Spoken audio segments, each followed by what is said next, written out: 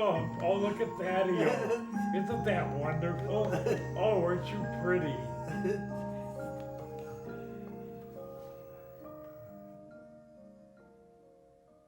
He was kind of evanescent. I mean, he was fun to be with and sharp and affectionate. What else can I say? He was a good friend. One, he was one of my favorite people. Two, I thought he was silly a lot.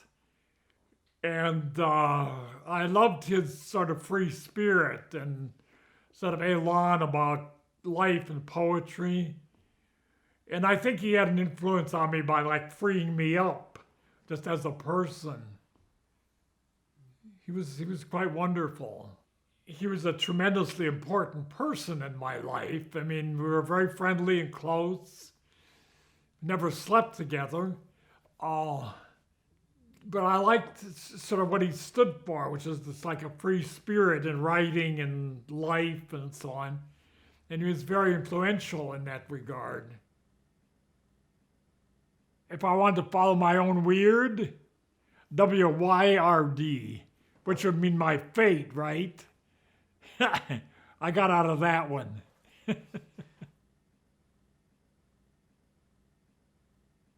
It was a very permissive time. It was very important to me because I was stuck in academia.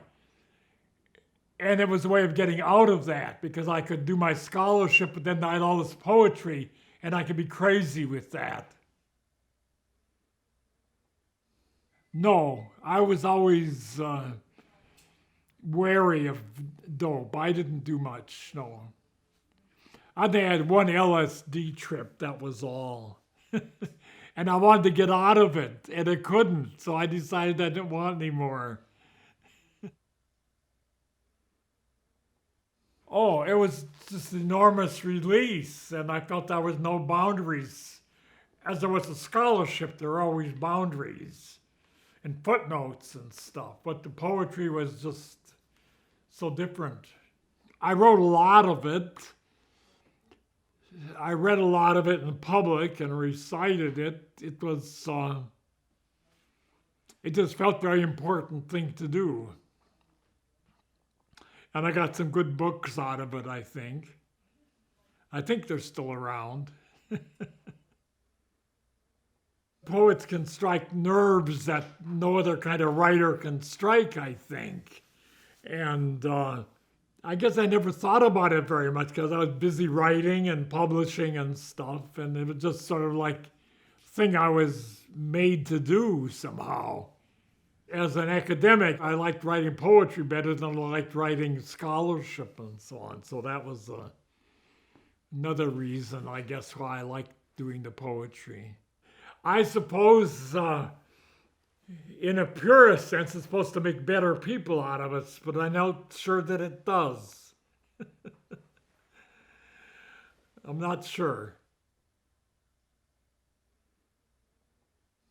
I suppose there's about that much that are very interested and fascinated and love it, and then there's all the rest of it that doesn't care. I don't think it matters very much, except to the people who do it. Well, I mean, it was the whole opening up of saying exactly what you please without worrying about forms and stuff. And also, there was an attitude that you'd been beaten by life and you could scream back and kick and rage and howl, right? Which is what Howl was about, I think. So it's a very liberating force. He was incredible. James's poetry? Well, yeah, nipples and cocks, nipples and cocks. It all depends on nipples and cocks. That's all I remember of his poetry. Is that what was that part of it? Nothing tickles the palate? I didn't know that. That's really neat. Well, it's just playful. It's a throwaway, playful, wonderful poem, yeah. Probably somebody's big cock, I imagine. He's a very erotic person. I know Joel is very affectionate and caring and supportive of James and vice versa. They were just a neat couple, I thought. Well, I thought there was a continuum. I never really thought of him as older. I don't think he changed all that much, did he? I don't think so. Yeah, he was a fun person. I doubt that very many people pay attention to him today. That would be my guess. Whether that should be that way or not, that's something else. But I don't know how seriously he was taken, even then, as a poet and so on. I don't know. Well, maybe there wasn't very much there. That's possible. His poetry was fun. I didn't know how much substance it had. I thought there were neat diversions, and I was kind of like ecstatic about the male body and stuff. I thought that was wonderful, you know. Well, I think he made one where I'm sitting on Paul naked lifting weights. I think so.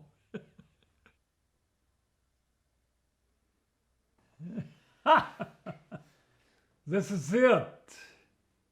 And I am it, and you are it, and so is that. And he is it, and she is it, and it is it, and that is that. Oh, it is this, and it is thus, and it is them, it is us, it is now, and here it is. And here we are. And this is it. This is it. This is really it. This is all there is, and it's perfect as it is. There is nowhere to go but here. There's nothing here but now. There's nothing now but this, and this is it. This is really it. This is all there is, and it's perfect as it is. God is my beloved. God and I are lovers. He lifts me in tidal embraces that turn the world on end. God is my beloved, the ultimate in lovers. We ride through timeless spaces, a rapture without end. God is my beloved, from first to last, my lover. I surrender to him in praise and never ask the end. Canticle. Open your doors. Open my windows. I dwell in you, and you dwell in me. We are a duplex of comradely miracles. We are a house as large as mankind.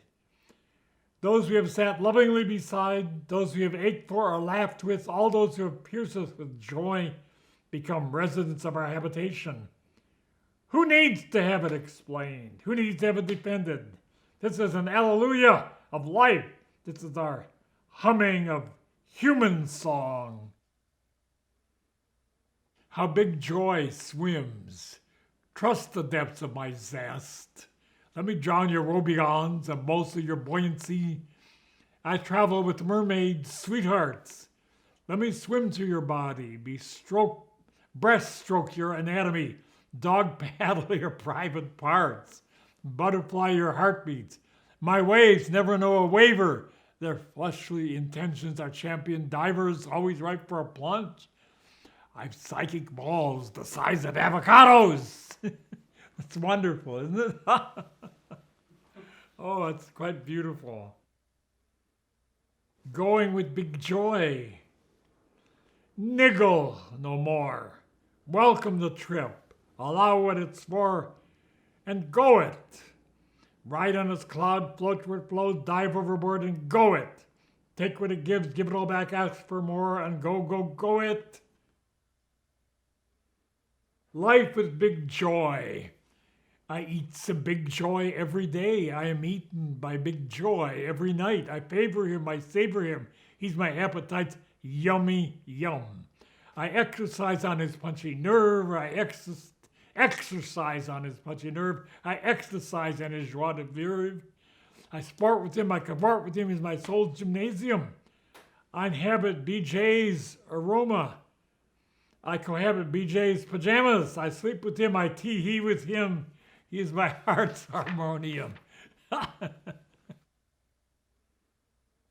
James Broughton was an incredible free spirit in as a poet and as a friend. He had a silly side to him, but that was also part of his magic, I think. He was one of my favorite people. James Broughton. Hi, James.